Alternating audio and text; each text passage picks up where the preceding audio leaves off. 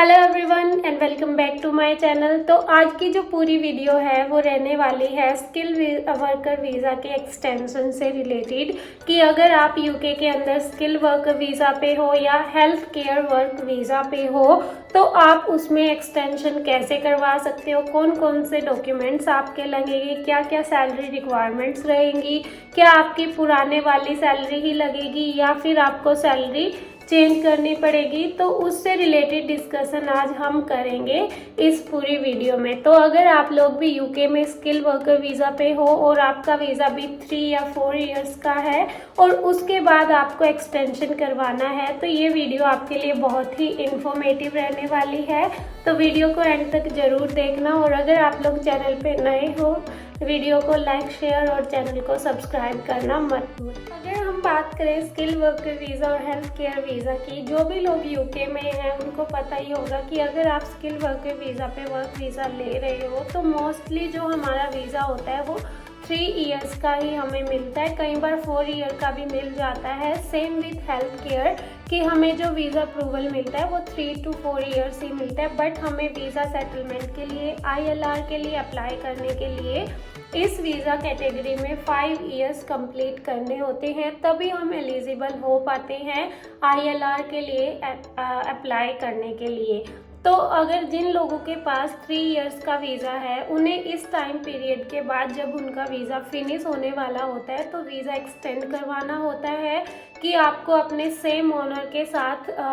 अपना visa extend करवाना होता है सेम फील्ड में। फॉर एग्जांपल अगर आप हेल्थ केयर में हो और आपका वीज़ा केयरर का है तो आपको सेम फील्ड में ही उसको एक्सटेंड करवाना होता है, तभी आप 5 इयर्स के बाद ILR के लिए अप्लाई करने के लिए एलिजिबल होते हो।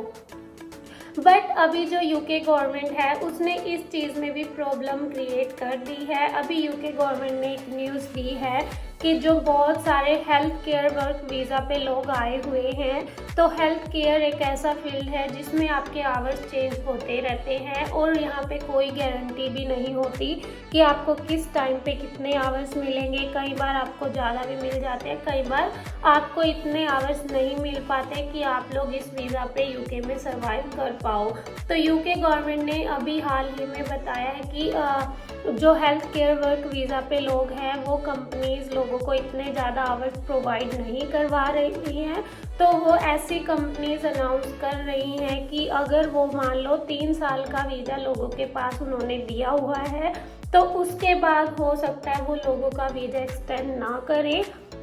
और उनको वापस अपनी कंट्री जाना पड़े। और यूके गवर्नमेंट ने भी ये बोला है कि अगर ये जो न्यूज़ आई है कि हेल्थ केयर वीज़ा जिसके पास 3 इयर्स का है उसके बाद उनको मे बी एक्सटेंशन ना मिले, क्योंकि उनको सैलरी रिक्वायरमेंट भी कंप्लीट करनी होती है जो कि आपकी लोअर सैलरी होती है। फॉर एग्जांपल अगर आपकी हेल्थ केयर में मिनिमम रिक्वायरमेंट 29,000 की है बट जो लास्ट आपका वीज़ा हुआ था उस पर 21,000 रिक्वायरमेंट थी और अभी उसको एक्सटेंड करके 23,000 कर दिया गया, तो आपकी सैलरी एटलीस्ट 23,000 होनी चाहिए पर ईयर, तभी आपका वीज़ा एक्सटेंड हो पाएगा। प्लस आपकी जो डॉक्यूमेंट रिक्वायरमेंट्स है कंपनी की तरफ से आपको COS दोबारा लेना पड़ेगा,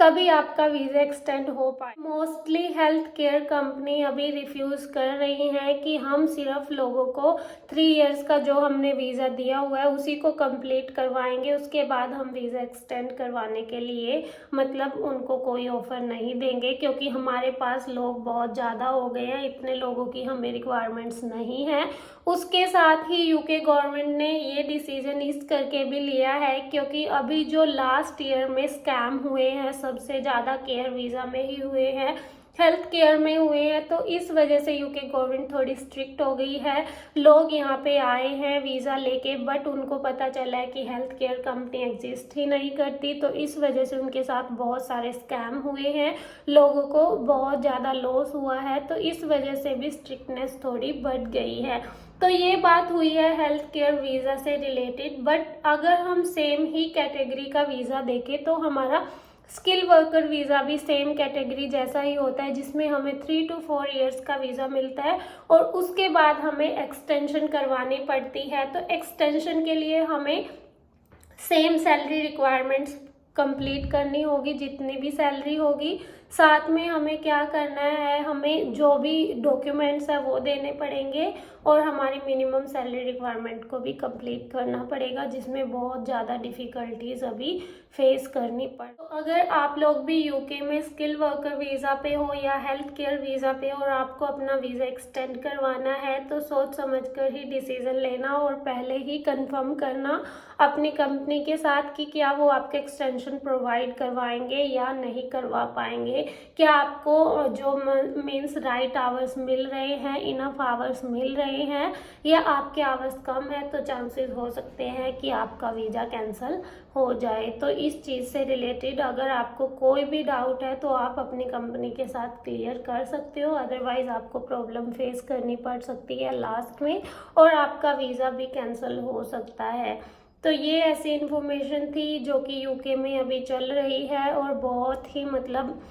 इम्पोर्टेंट है उन लोगों के लिए जो जिनको अपना वीज़ा एक्सटेंड करवाना है इन फ्यूचर। तो आप लोग इस वीडियो को देख के और सोच समझ के पूरे मतलब डिटेल्स चेक करके ही डिसीज़न लेना, ताकि आपको टाइम टू टाइम सोचना ना पड़े, इनफ टाइम आप लोगों के पास हो उस चीज़ के बारे में सोचने के लिए। तो अगर आपको वीडियो इन्फॉर्मेटिव लगी हो, वीडियो को शेयर करना और लाइक करना मत भूलना और चैनल को सब्सक्राइब जरूर कर लेना। थैंक यू एंड मिलते हैं नेक्स्ट वीडियो में।